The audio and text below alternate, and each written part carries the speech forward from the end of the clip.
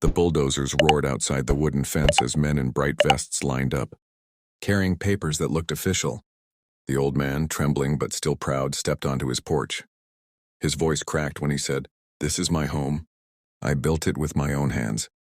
But the woman leading them, Karen, with her smug smile and clipboard, didn't even look at him. She waved the papers in the air and barked, "You don't own this land anymore. The HOA has decided, tear it down."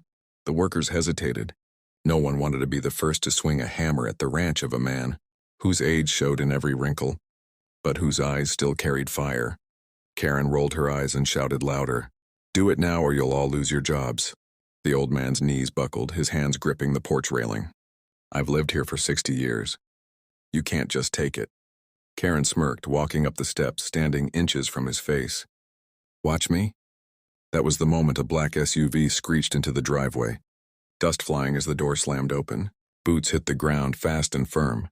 A tall man in tactical gear strode forward, eyes locked on Karen. He didn't say a word at first, just flashed the edge of a badge hanging from his belt. The workers froze instantly. Karen tried to keep her smile, but her voice cracked for the first time. "And who exactly do you think you are?" The man stepped closer, towering over her, his voice cold and steady. "I'm his son, SWAT commander, and you just made the biggest mistake of your life." The ranch went silent.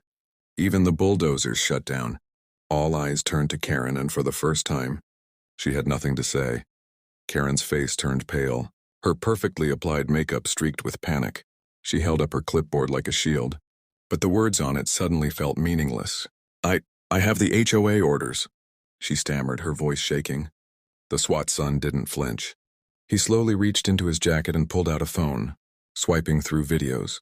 "You think showing orders scares me?" he said, holding up footage from hidden cameras around the property.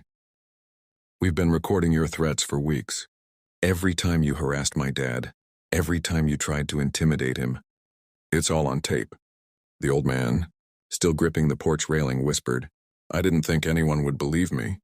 His son turned, giving him a reassuring nod.